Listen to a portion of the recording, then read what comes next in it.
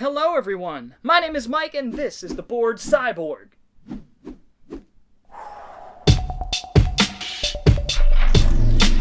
Welcome back to yet another episode. Today I'm doing something a little bit different, and this is actually in response to a couple of comments I've gotten over the last year since I've been uploading to YouTube. And those comments are basically the ones that are asking me why I prefer physical media as opposed to streaming.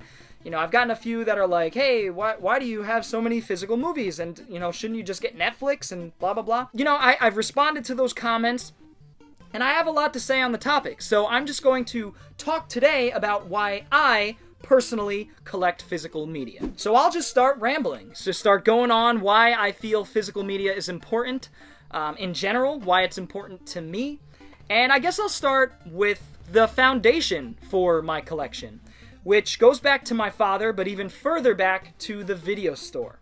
So when I was growing up, we had a family video store called Academy Video. This place was, it seemed like the largest building I had ever been into, just filled with movies, VHS, wall to wall, video games. This was my haven. This was where I found so many incredible movies, so many obscure, weird films. This was what made me happy. When my father was like, let's go to the video store, this was everything to me at the time. You gotta understand, as a 5, 4, 3, 6-year-old, whatever, the video store was so very special. Because you'd go, you'd get to pick up the movies, look at them, base your decision solely on the blurb on the back and the cover art. And so as a kid, I always wanted, I dreamt of having a collection at home, not unlike the video store. So just to be able to have a collection of movies at home where you could walk up to, pull movies out, look at them, that was always something that I wanted.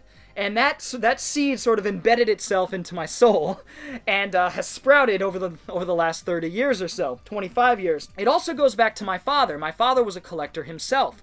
We had tons of video games and movies growing up, and so I sort of did have that video store thing at home, but it wasn't until I got a little bit older, my father gave me his collection, which is a lot of what I have now, and I continued going.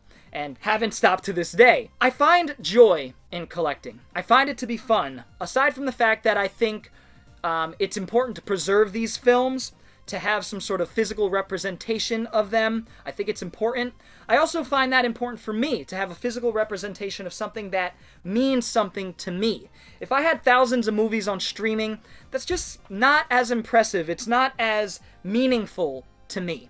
Now, and I do, by the way, have Netflix, I have Prime, and I just find myself always like, oh, let's see what's on Prime, let's see what's on Netflix. I go to them, I scroll around for 20 minutes, and then I'm like, okay, and then I just put in a DVD or Blu-ray, because I'm usually disappointed with the breadth of, or lack of breadth of, films that they have on, especially Netflix. I feel like Netflix doesn't have anything before 1999 at this point, or very few films before that.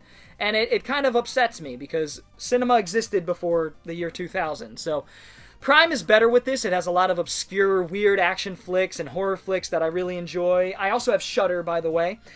So I do enjoy streaming services, don't get me wrong, but I much more enjoy and would rather have physical representations of the movies that mean something to me in my collection. And when I look at my collection, what I see, I see movies. And this may get a little hokey, but I see movies, of course. But beyond that, I see an infinite amount of worlds. Maybe not infinite, but infinite in the sense that I'll never get to visit all of these worlds. Every single one of these films is a world that I can visit for 90 minutes to 2 hours. And that is special. That is very special to me. All these different directors, all these different creators, all these different artists, I get to peer into their mind for just a little bit of time.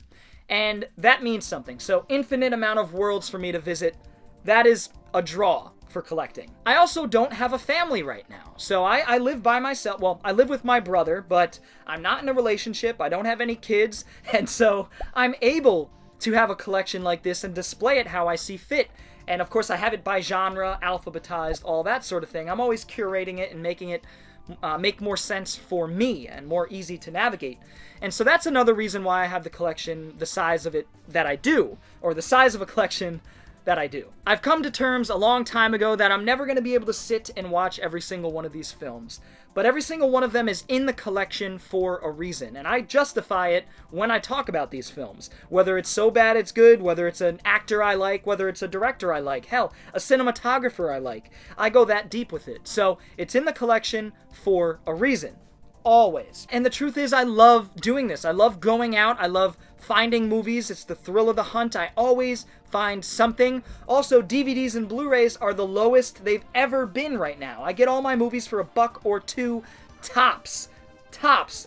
Anywhere I go. That's how I do it. That's how I have so much. I also sell what I don't want to fund what I do want.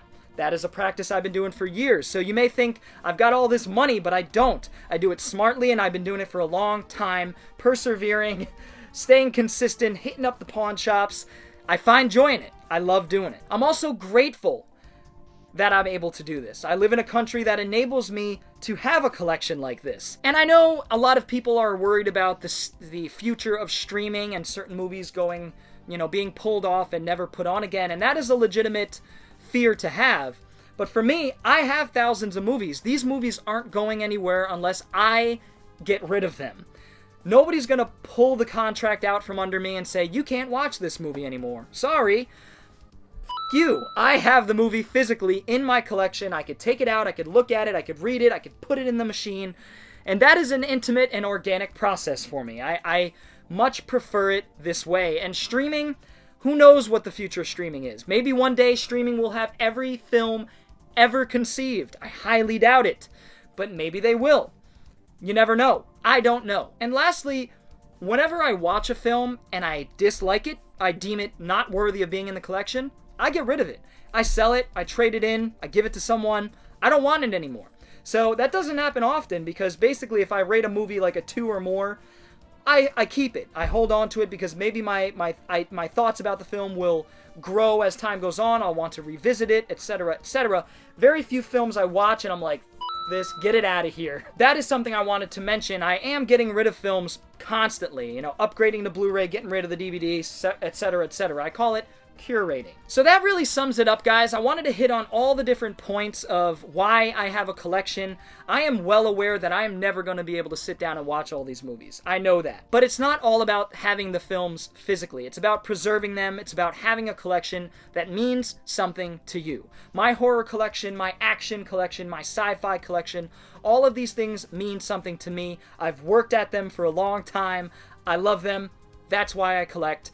And all the reasons I mentioned in this video. Hopefully you guys understand where I'm coming from. If you don't, feel free to let me know in the comments below why you prefer streaming or why you prefer physical media. I'd love to get a conversation going below and see different perspectives on the same topic. It would be really cool to see. If you enjoyed this video, feel free to give it a thumbs up, and if you're new to the channel and want to see more videos like it, go ahead and hit the subscribe button as well as the little bell for notifications. Anyway, guys, I will see you next time. Bored Cyborg, out.